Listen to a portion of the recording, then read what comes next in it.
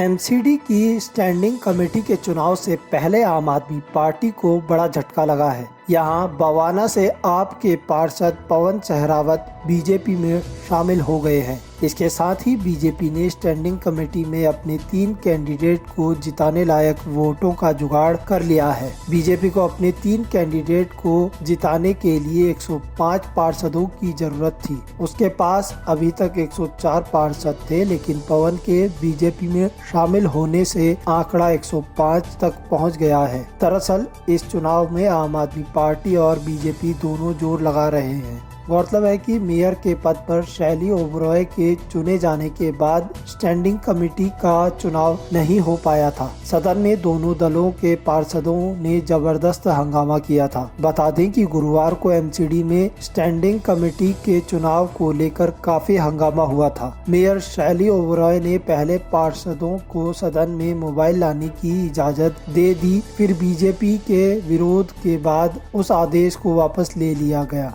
हालांकि तब तक काफी वोट डाले जा चुके थे। बीजेपी ने इसका काफी विरोध किया। फिर गुरुवार को रात भर सदन में हंगामा होता रहा। बताते चलें कि स्थायी समिति में 6 सदस्यों का चुनाव होना है, लेकिन इस बार कुल 7 सदस्य मैदान में हैं। आपकी तरफ से 4 जबकि बीजेपी की तरफ से 3 पार्षद मैदान में हैं। एमसीडी एक्ट के अनुसार एक प्रत्याशी को 35 वोट मिलने के बाद वो निर्वाचित हो जाएगा। ऐसे में अगर बीजेपी को अपने तीनों कैंडिडेट को जिताना है तो उसे 105 वोटों की जरूरत थी। अभी उसके 104 पार्षद थे, लेकिन सहरावत के पार्टी में शामिल होने के बाद बीजेपी के पार्षदों की संख्या 105 हो गई है। यानी मौजूदा गणित के तहत बीजेपी के तीनों सदस्य चुनाव जीत जाएंगे। तो वहीं आपके भी 3 सदस्य जीत तो जाएंगे, लेकिन चौथे कैंडिडेट की जीत के लिए उसे 6 वोटों की दरकार है।